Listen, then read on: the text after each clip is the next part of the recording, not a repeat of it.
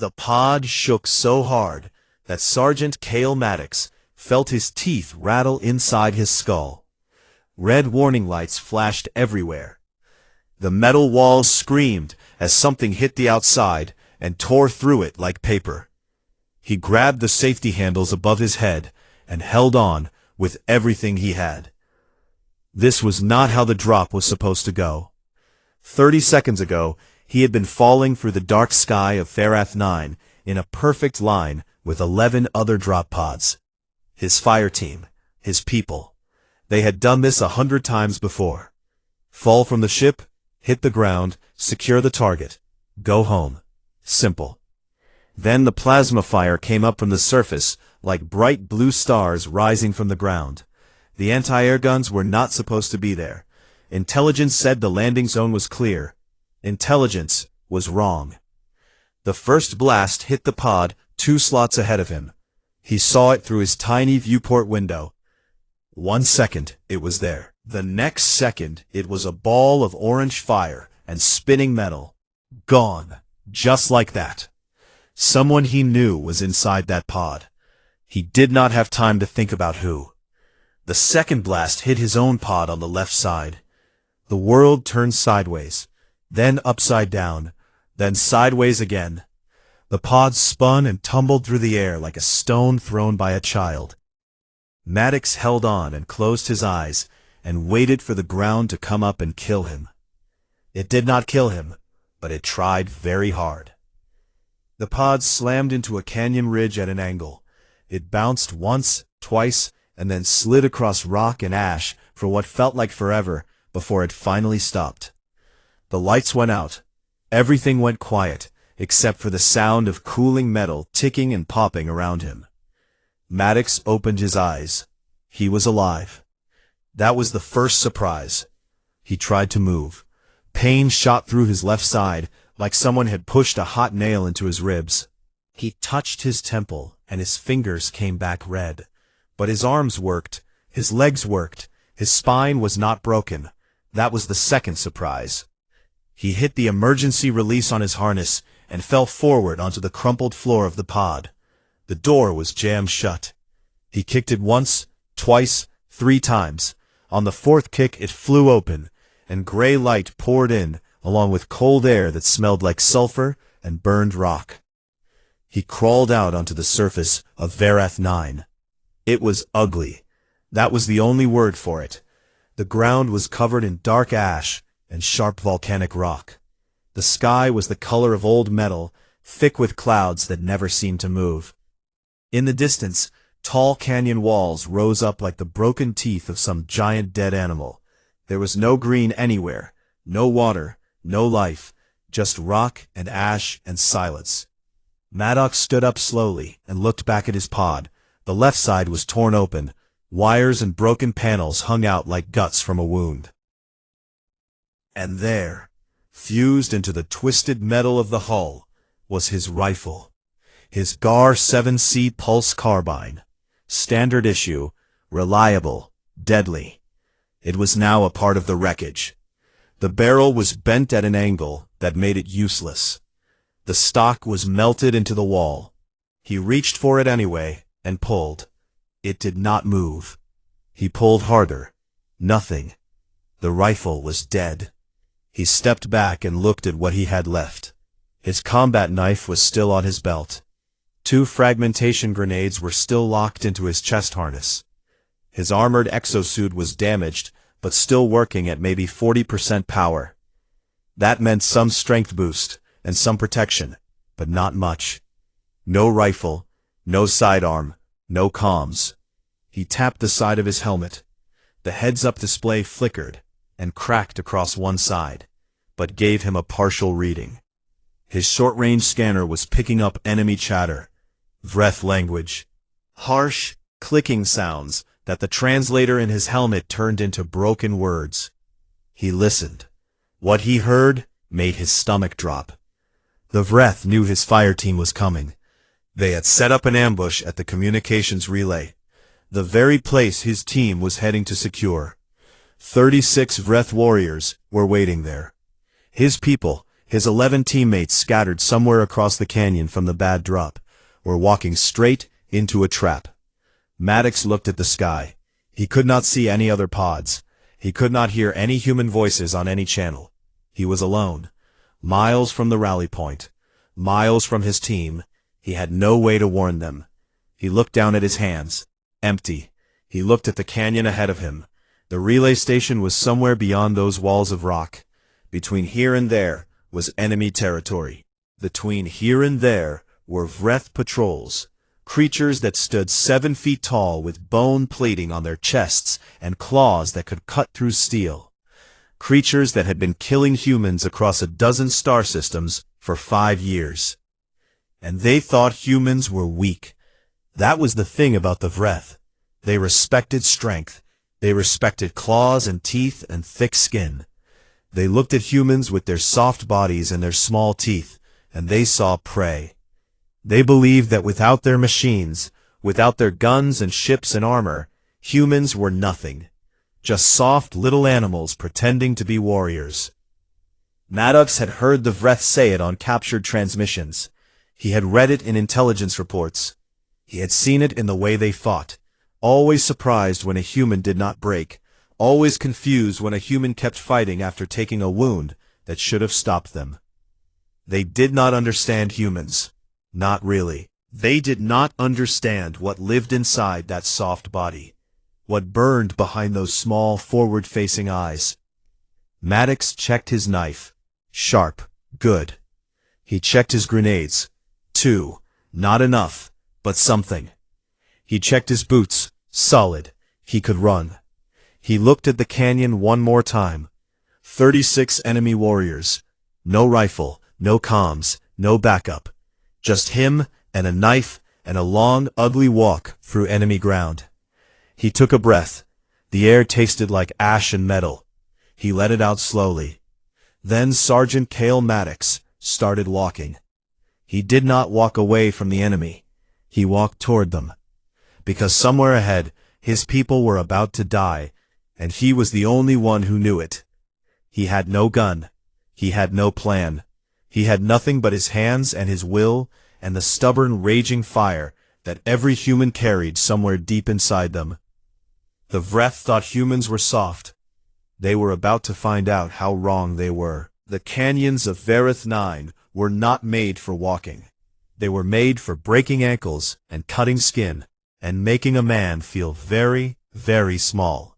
The walls rose up on both sides like dark towers, rough and sharp, covered in a thin layer of ash that came off in clouds whenever Maddox brushed against them. The ground was uneven, full of cracks and loose stones that shifted under his boots. But the canyons were narrow, and that was good. Maddox had studied the Vreth for 3 years. He knew their bodies, he knew their armor, he knew the way they moved. The average Vreth warrior was 7 feet tall and nearly 4 feet wide at the shoulders. They were built like walls of muscle and bone. Their chest plates were natural armor, thick as steel, grown right into their bodies. Their arms were long, and their claws were sharp enough to open a man from throat to stomach in one swing. And big things did not fit well in small places. Maddox moved through the narrowest parts of the canyon, squeezing through gaps in the rock that no Vreth could follow. He found old lava tubes, natural tunnels carved into the stone by ancient volcanic flows, and crawled through them on his belly. His exosuit scraped against the rock and sparked in the darkness. His ribs screamed with every movement. The blood on his temple had dried into a hard crust that pulled at his skin when he turned his head. He kept moving. After an hour of crawling and climbing, his scanner picked up 2 signals ahead. Vreth signals. Close, maybe 200 meters. He slowed down and crept to the edge of a rock ledge, overlooking a small open area where 2 canyon paths met. Below him, he saw them. 2 Vreth scouts. They were crouched near a flat rock, one of them speaking into a communications device strapped to its wrist. The other was looking at a small screen, probably tracking movement, tracking his fire team. Maddox watched them. He listened. His broken translator picked up pieces of what they were saying. Coordinates, human movement patterns. They were reporting the positions of his scattered teammates to the main force at the relay. If he let them keep talking, his people would walk into the ambush blind. They would die. He could go around them. He could stay hidden. He could keep moving toward the relay and hope he got there in time. But these two would keep feeding information. Every minute they talked, the trap got tighter. Every minute they breathed, his friends got closer to death. Maddox pulled his knife from his belt. It was a simple blade, 20 centimeters of hardened steel with a rubber grip. Nothing fancy, nothing special, just sharp. He studied the two scouts below. The one with the comms device was facing away from him. The other was looking down at its screen. Neither was looking up. Vreth had excellent hearing. Their eyesight was good in low light. But they had a weakness that most people did not know about. A cluster of nerves sat just beneath the jaw ridge on each side of their neck.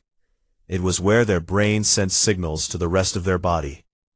Hit it hard enough, and the Vreth would drop.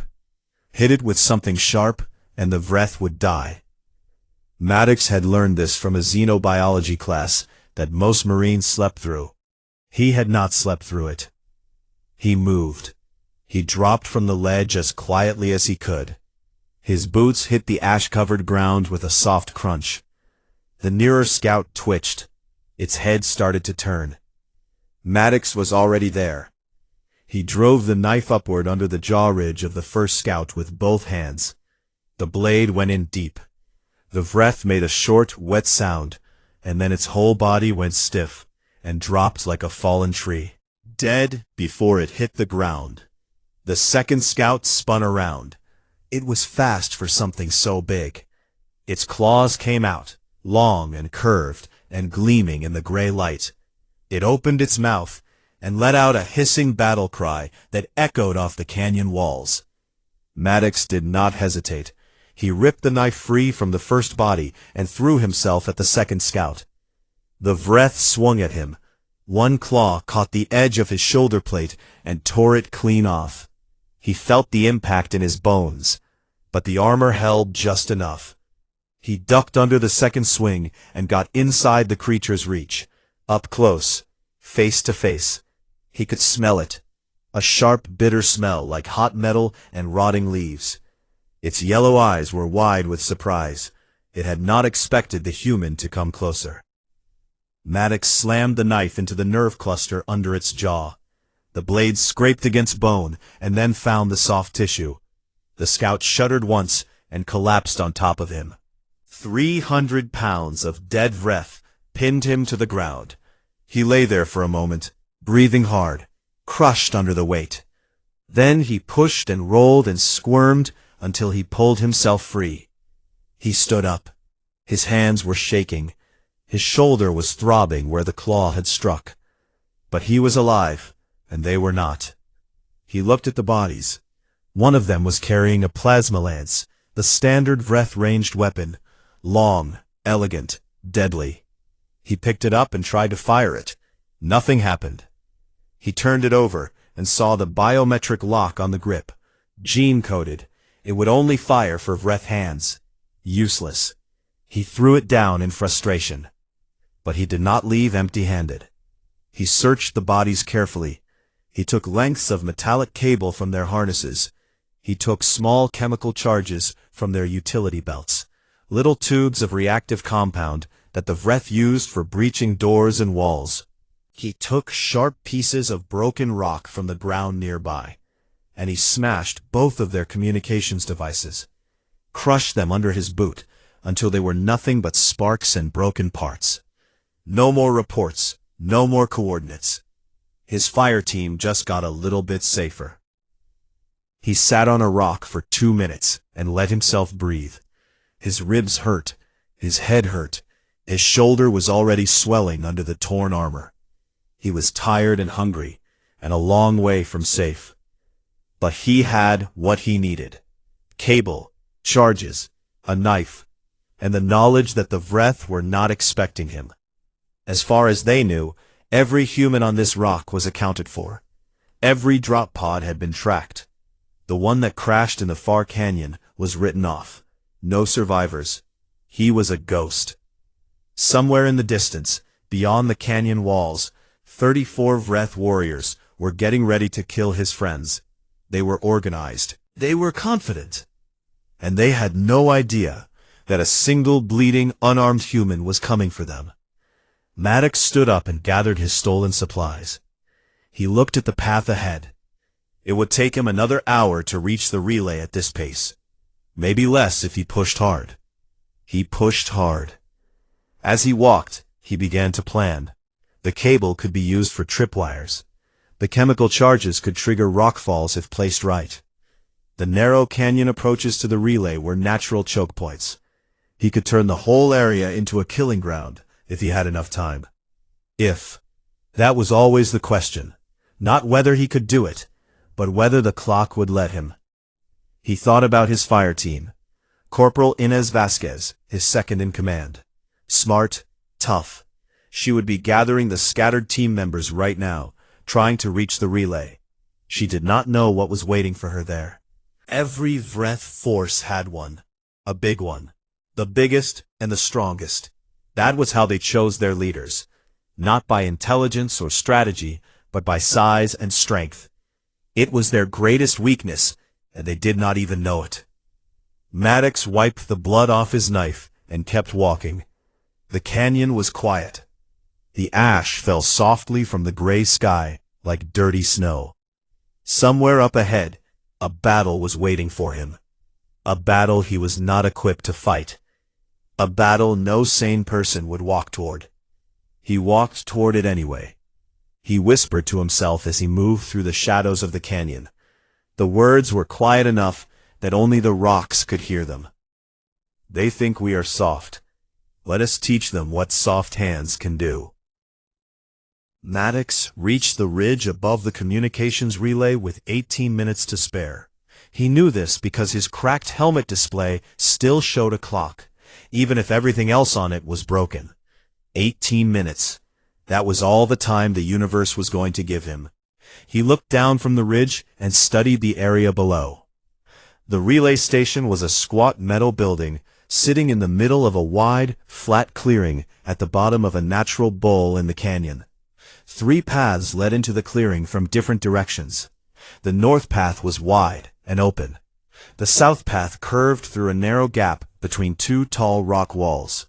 The east path ran through a short tunnel carved by old lava flows, barely wide enough for 2 Vreth to walk side by side. The Vreth main force would come from the north. That was where their base camp was. That was the obvious approach. Wide, open, easy for a large group to move through.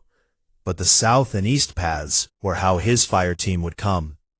Vasquez would use cover. She would choose the narrow routes. She was smart like that. Which meant Maddox needed to make the north path a death trap. He needed to stop the Vreth before they reached the clearing. He needed to break them in the canyon before they ever saw a human face. 18 minutes. He had better move fast. He scrambled down the ridge, sliding on loose ash and sharp rock, and went straight to the relay building first. The door was sealed, but the lock was a simple mechanical one, not electronic. He used his knife to pry it open. Inside, the relay was dark and dusty.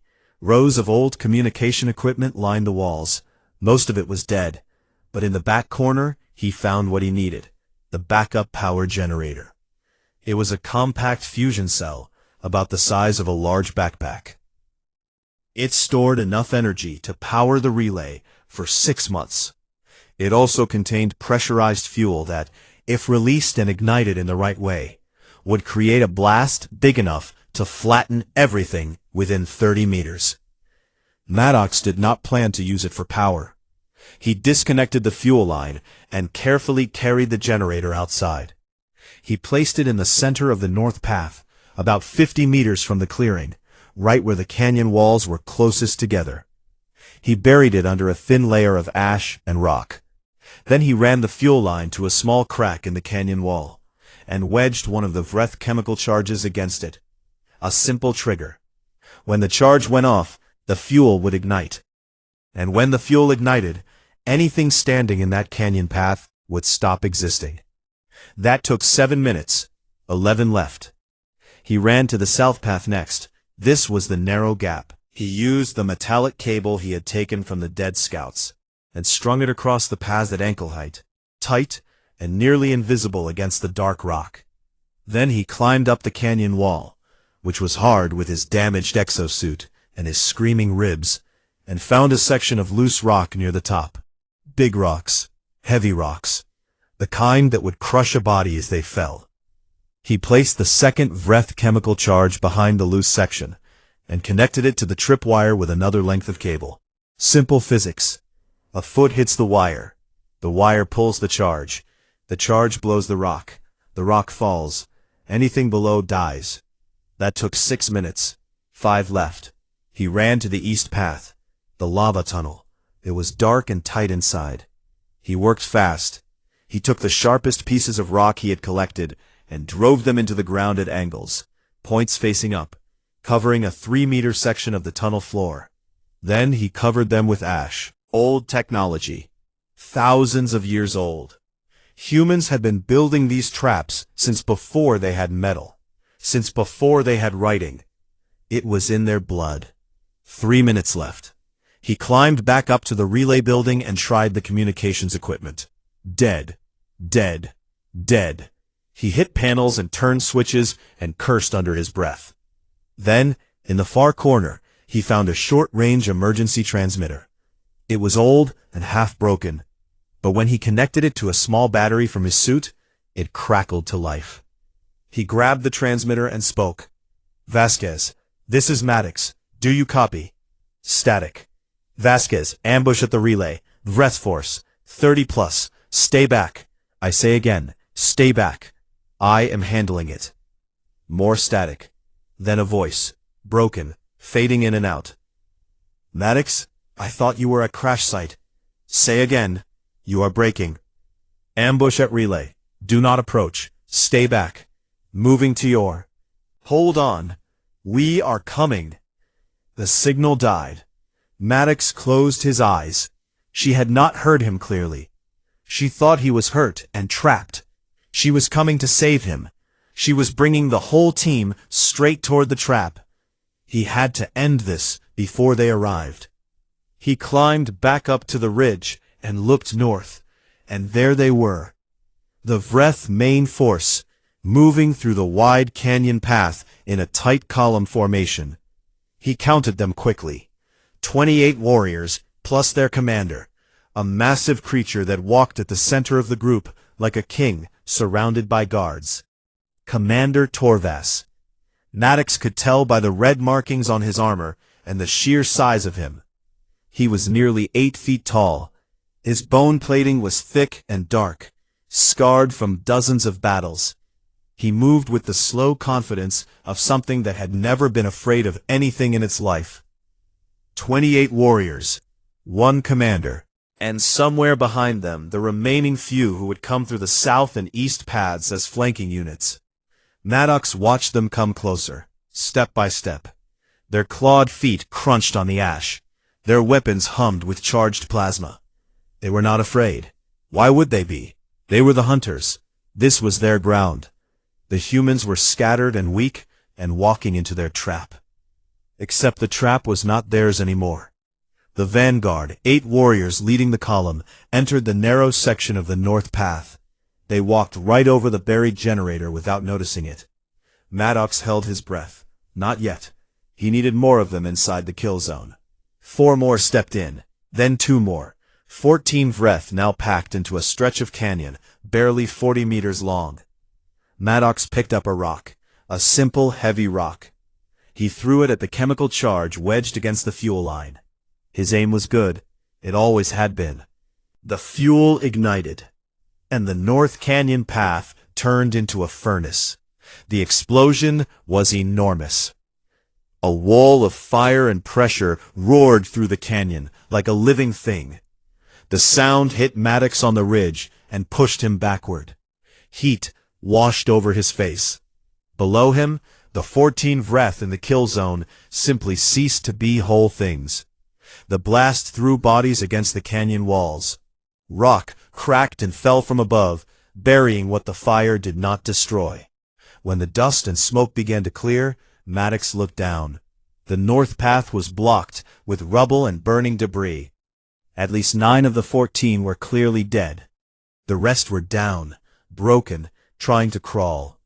On the other side of the rubble, Commander Torvas stood in the ash cloud, untouched by the blast, but surrounded by chaos.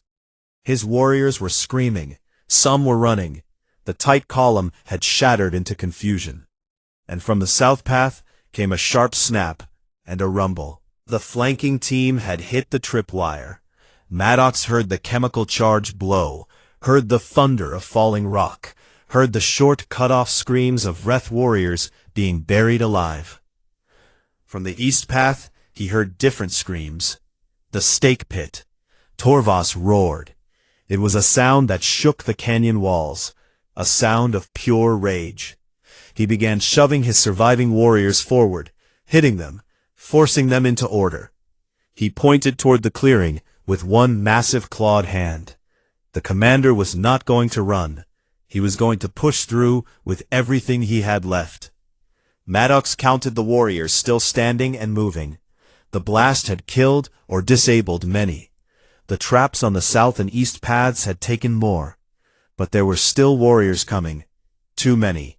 Maybe 15, maybe more. All of them angry. All of them armed.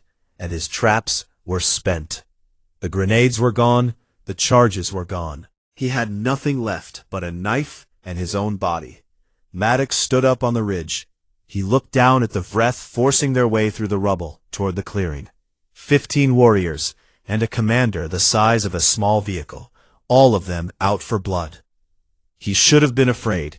Any sane creature in the galaxy would have been afraid. He was not afraid. Something old and hot and bright was burning inside his chest. Something that had no name in any alien language. Something that humans had carried with them since the first one of them picked up a rock and decided not to run from the thing with bigger teeth. Maddox stepped to the edge of the ridge, looked down at the approaching enemy, and jumped. He hit the ground hard. His legs folded, and his damaged exosuit absorbed what it could, but the impact still sent a bolt of pain from his ankles to his spine. He rolled forward through the ash, and came up on his feet in the middle of the clearing, knife in hand, facing the mouth of the North Canyon path. The first Vreth warrior came through the smoke and rubble 3 seconds later. It was burned.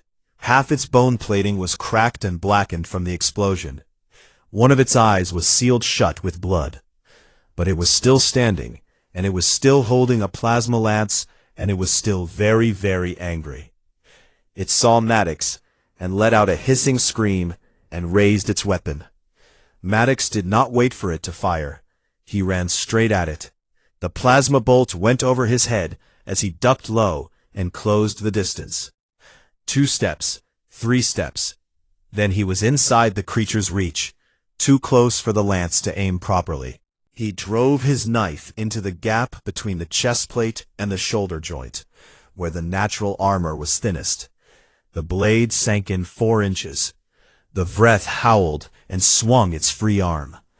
The back of its clawed hand caught Maddox across the chest and sent him sliding backward through the ash. He hit the ground, gasped, and got back up. The Vreth was pulling the knife out of its own shoulder. Blood, thick and dark green, ran down its arm. It snapped the knife away with a flick of its wrist, and the blade clattered across the rocks. Maddox was now truly unarmed. He looked at the Vreth. The Vreth looked at him. For 1 second, neither of them moved. Then the creature made a sound that might have been a laugh, a low, clicking rumble from deep in its chest. It tossed the plasma lance aside and spread its arms wide, claws out. It wanted to do this the old way. Maddox was happy to agree. He grabbed a rock from the ground, a jagged piece of volcanic stone the size of his fist, and threw it hard at the creature's damaged eye. The rock hit perfectly. The Vreth screamed and clutched its face. Maddox charged. He jumped, grabbed the creature's armor with both hands, and pulled himself up to its neck. He wrapped his arm around the thick jaw ridge and squeezed. The Vreth thrashed and spun and slammed him against the canyon wall. Once, twice. Maddox felt a rib crack, maybe two. He held on. He found the nerve cluster under the jaw with his fingers and dug in, not with a blade this time, with his bare thumb. He pushed as hard as he could into the soft tissue beneath the bone. The Vreth made a sound like choking, and its legs gave out. They both went down. Maddox landed on top, and kept pushing until the creature stopped moving. Blood was running from a cut on his forehead into his eyes. His side felt like it was on fire. He could not breathe deeply without sharp pain. 2 more came through the smoke, then 3 more behind them, then more. What happened next was not a battle in any way that military textbooks would recognize. There was no strategy. There was no formation. There was no elegant technique. It was ugly and brutal and raw. It was the kind of fighting that existed before civilization, before weapons, before language. It was 2 kinds of life trying to end each other with whatever they had. Maddox fought with everything. He fought with rocks. He picked them up and swung them and threw them and smashed them into faces and joints and eyes. He fought with pieces of metal debris from the explosion. A bent support rod became a club. A flat piece of hull plating became a shield that lasted for exactly 2 hits before it bent in half. He fought with ash, throwing handfuls into the eyes of charging Vreth to blind them for the half-second he needed to get close. And when he had nothing in his hands, he fought with his hands. He punched and grabbed and twisted and tore. He went for the nerve clusters every time, under the jaw, behind the knee joint, the soft spots between the plates on their sides. Every weakness he had ever learned about in that exobiology class he had not slept through. He used all of it. The Vreth were stronger. There was no question about that. Every hit they landed on him felt like getting struck by a vehicle. One of them raked its claws across his back and tore through his suit and into the skin beneath. 3 deep lines of fire opened up from his shoulder blade to his lower back. He screamed, but did not stop. Another one grabbed his left arm and twisted. His shoulder popped out of its socket with a sound he heard clearly above the noise of the fight. Maddox grabbed his own dislocated arm, set his teeth, and slammed his shoulder against the canyon wall. The joint popped back in. The pain was so bad that his vision went white for a moment. Then it came back, and he kept fighting. They could not understand him. He could see it in their yellow eyes. Every time they knocked him down, he got back up. Every time they cut him, he kept coming.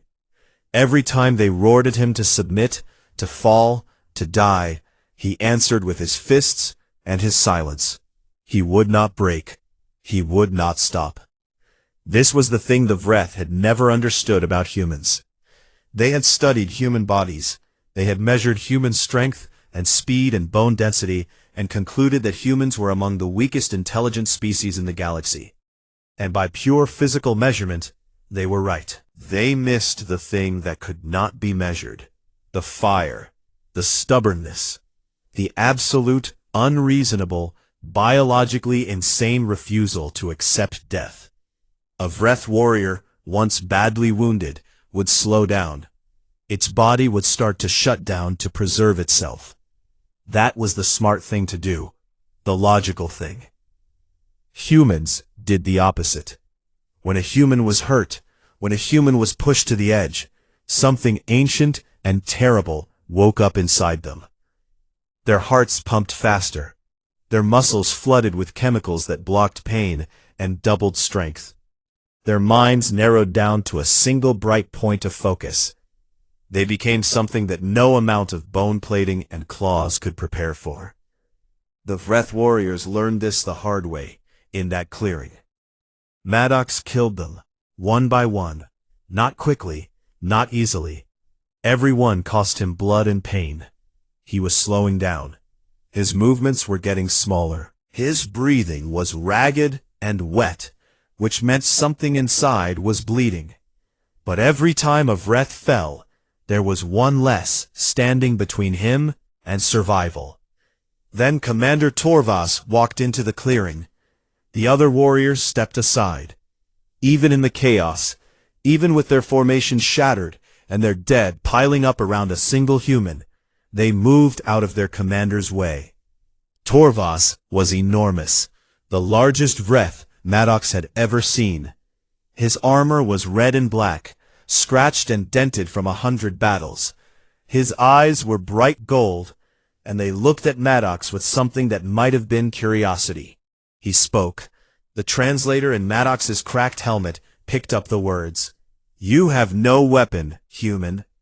Maddox spat blood on the ground. "I have two," he said, and raised his fists. Torvas did not laugh. He swung. The first hit caught Maddox in the chest and lifted him off his feet. He flew backward and landed in the ash 4 meters away. Something cracked inside him. He could not tell what. He tried to breathe and tasted copper. He got up. Torvas hit him again, this time a backhand across the jaw that spun him around and dropped him to his knees. His vision blurred. His ears rang. The world became soft and far away. He got up. The third time, Torvas grabbed him by the throat and lifted him off the ground, one-handed, like he weighed nothing. The claws pressed into the sides of his neck, not cutting, not yet, squeezing, slowly. Maddox looked into the golden eyes of the Vreth commander. He could feel the darkness closing in at the edges of his vision. He could feel his body starting to give up. His arms were heavy. His lungs were empty. This was the end. But his right hand was not empty. Somewhere in the fight, without thinking, he had picked his knife back up from the ash, where the first Vreth had thrown it. He did not remember doing it. His hand had done it on its own, the way a human hand will always reach for a tool, will always grab a weapon, will always refuse to be empty. He drove the knife upward with the last strength in his body. It went in under the jaw ridge, through the soft tissue, and into the brain of Commander Torvas. The golden eyes went wide. The grip on his throat loosened. The great body swayed. Torvas fell. Maddox fell with him, landing on top of the dead commander in a heap of blood and ash. He lay there, gasping, broken, staring up at the gray sky. Around him, the surviving Vreth warriors stood in silence. 6 of them, maybe 7. They looked at the human lying on top of him, barely alive, covered in blood both red and green, still holding the knife. And then, for the first time in the recorded history of the Vreth Dominion, a Vreth war unit turned and ran from a single enemy. They ran. Maddox watched them go. He could not move. He could not speak. He could barely see. But he watched them disappear into the canyon like shadows fleeing from light. And somewhere, deep inside his shattered body, in a place beyond pain and exhaustion, he smiled. He did not remember Vasquez finding him. He did not remember being carried. He did not remember the medic cutting away his ruined armor, or the needles going into his arms, or the cold feeling of emergency blood filling his veins. The first thing he remembered after the clearing was a ceiling, white, clean, humming softly with the sound of machines. He was on a ship, a medical frigate in orbit above Verath 9. The lights were low and steady. The air smelled like disinfectant and recycled oxygen. His body felt strange, wrapped in bandages and held together with surgical tape and painkillers that turned the sharp edges of his injuries into a dull, distant ache. He turned his head. Corporal Inés Vasquez was sitting in a chair beside his bed. She looked tired. Dark circles under her eyes. Dust still in her hair. She had not slept. "How long?" he said. His voice sounded like gravel scraping on metal. 14 hours, she said. "You have been out since we picked you up." He tried to sit up. Pain answered immediately, everywhere, and he lay back down. "Do not move," Vasquez said. "You have 4 broken ribs, a cracked collarbone, a punctured lung that they already patched. Your shoulder was dislocated and then relocated, which the doctor said was the most brutal field surgery she had ever seen. You have deep lacerations on your back, your arms, your legs, and your face. You lost about 1/3 of your blood. Your exosuit is scrap metal." She paused. "The doctor says you should be dead. She says she does not understand how you were still sitting up when we found you." "Sitting up?" Maddox said. "Yes, we came through the east tunnel. We stepped over the stake trap because we saw the blood on the ground and went around it. When we came into the clearing, you were sitting against the relay tower with the knife in your hand and dead breath everywhere. I counted 19 bodies in the clearing alone. There were more in the north path, more in the rubble." She stopped talking for a moment. She looked at him with an expression he had never seen on her face before. Something between admiration and fear. "We thought you were dead at first," she said quietly. "Then you opened your eyes and gave me a set of coordinates for medevac pickup. Perfect coordinates. Then you passed out." Maddox did not remember any of this. His mind after killing Torvas was a blank space filled with gray fog. His body had kept going without him. That happened sometimes. Humans could do that. Run on nothing. Operate on instinct and training when the conscious mind had already shut down. Another thing the Vreth did not know about them. The door to the medbay opened and a Union intelligence officer walked in. She was a thin woman with short gray hair and a face that showed nothing. She carried a small tablet, and she looked at Maddox the way a scientist looks at something unexpected under a microscope. "Sergeant Maddox," she said, "I am Major Chen, Union Intelligence. I need to debrief you, but first I want to show you something." She placed the tablet on the table beside his bed and pressed play. A recording began. Audio only. The sound was rough and broken, full of static, but the words were clear enough. Vreth language. His translator picked it up. It was a battlefield transmission, the last message sent by the surviving Vreth warriors as they fled through the canyons of Vareth 9 after the fight. The voice was fast, panicked. Maddox had never heard of Vreth sound panicked before. He did not think they could. The voice said, "All units, retreat from the relay zone. Do not engage. The human force at the relay is—" There was a pause, breathing. Then the voice corrected itself. "There is no human force. There is one human. One. It had no weapon. It killed Commander Torvas with a blade and its hands. It killed 20 of our warriors.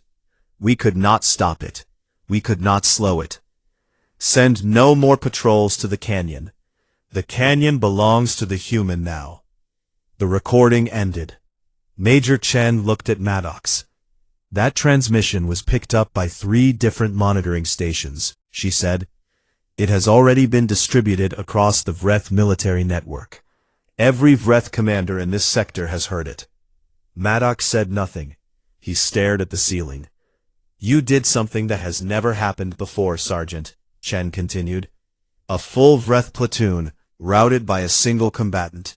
Their doctrine does not allow for retreat. They would rather die, but they ran from you. Do you understand what that means?" He understood.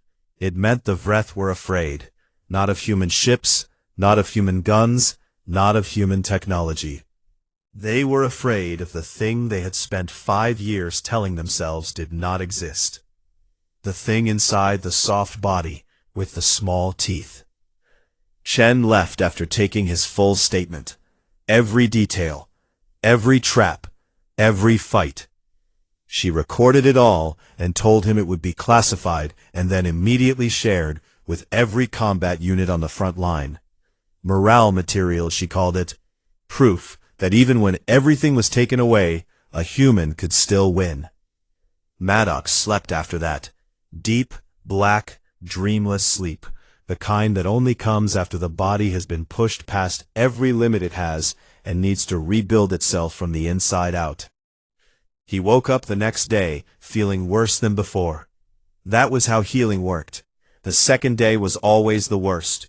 Everything stiffened, everything swelled. He could barely turn his head.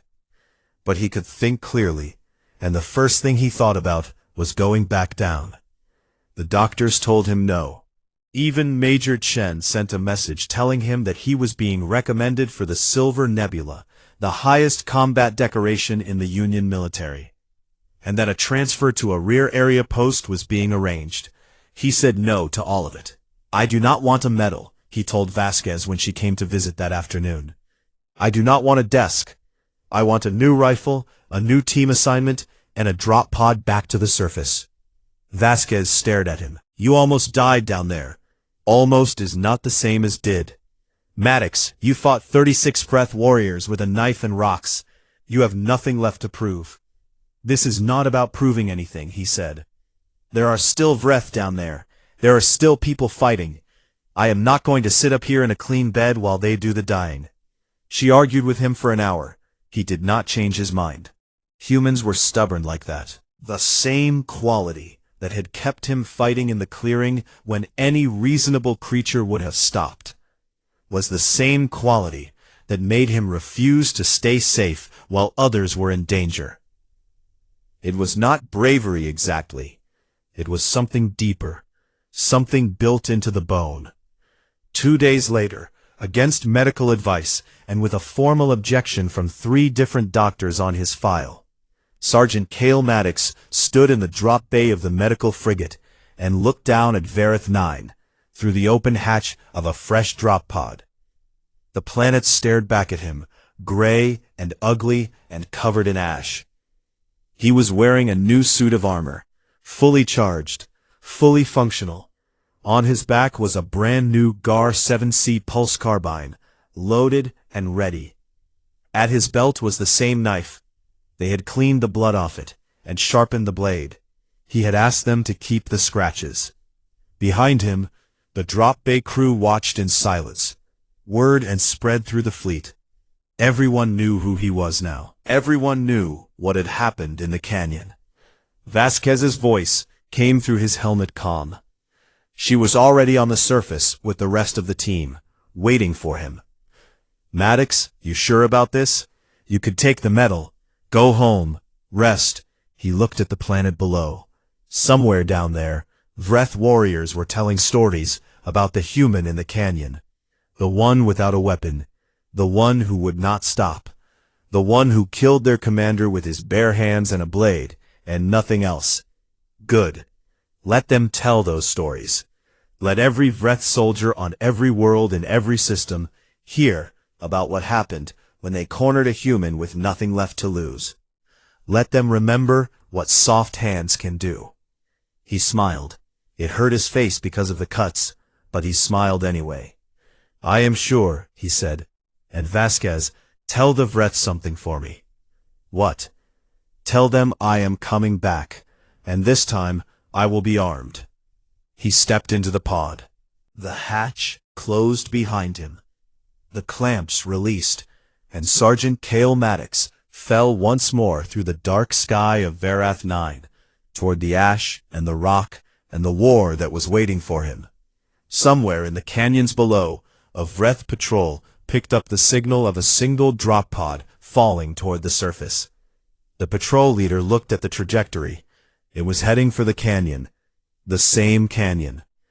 The patrol leader made a decision that would have been unthinkable 1 week ago. He ordered his unit to fall back. They did not engage. They did not investigate. They simply turned around and walked the other way. Because they had heard the stories. They had heard the recording. And they knew, with a deep and terrible certainty that went all the way down to their ancient reptilian bones, that the most dangerous creature in the galaxy was not the one with the biggest claws, or the thickest armor, or the most powerful weapon. It was the one that did not need any of those things to kill you.